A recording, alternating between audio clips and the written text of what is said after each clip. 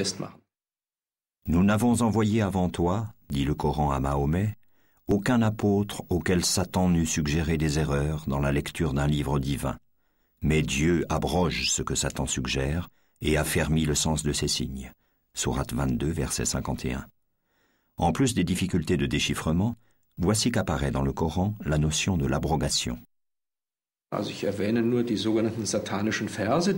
Ainsi les fameux versets sataniques, qui ont bien été transmis, même dans leur version intégrale, et qui ont été tout de suite après retirés du Coran.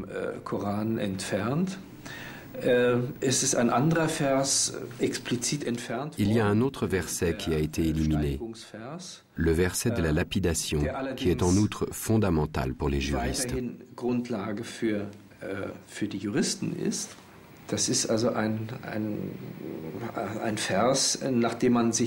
C'est un verset sur lequel on a fondé une pratique juridique.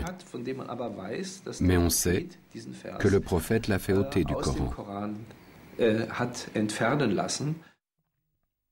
Le vieux et la vieille adultère, lapidez-les jusqu'à ce que mort s'en suive.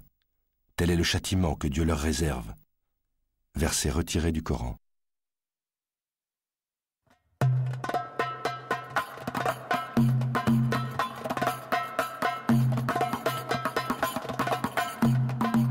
Une fois le texte stabilisé, les sciences coraniques procéderont par de nombreux mécanismes à une stricte codification pour l'exégèse.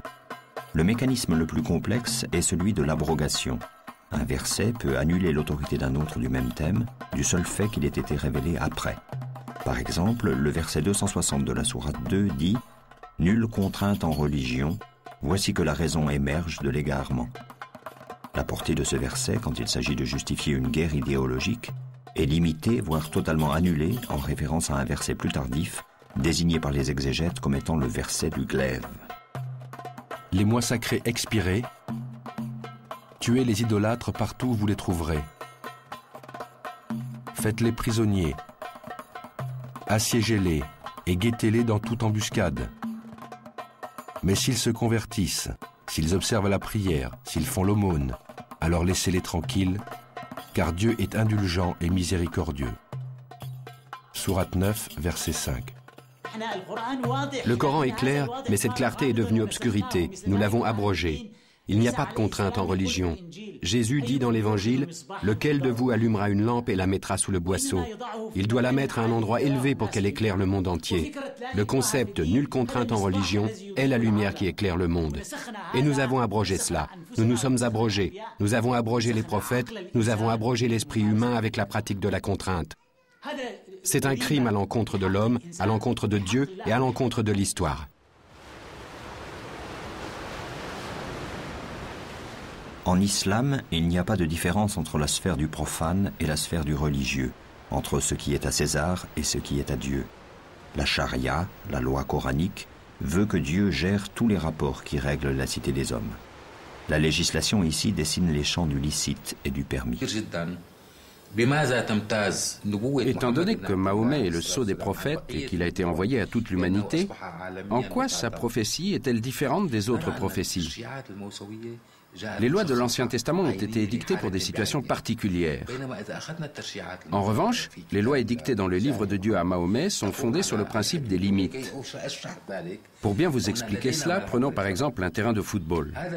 Ce terrain a des contours extérieurs. Le jeu se passe à l'intérieur du terrain et si le ballon sort, l'arbitre siffle.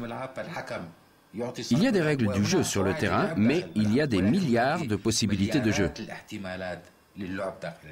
Par exemple, il a dit « Vous couperez les mains des voleurs, hommes ou femmes ». La limite du châtiment, c'est le fait de couper la main. Mais en dehors de cela, il y a des millions d'autres possibilités. Mais gare à ne pas dépasser la limite, car alors tu deviendras un barbare et un sauvage.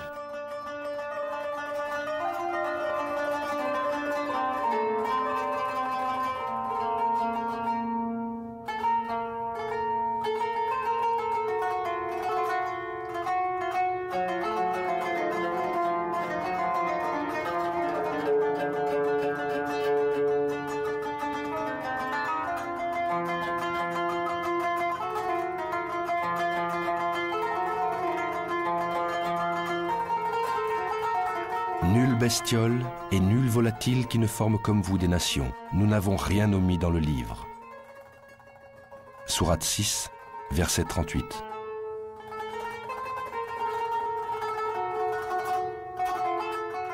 Dieu n'a rien omis dans le livre, sauf que la perception des prophètes, comme de tous les humains, est soumise à des lois naturelles de compréhension.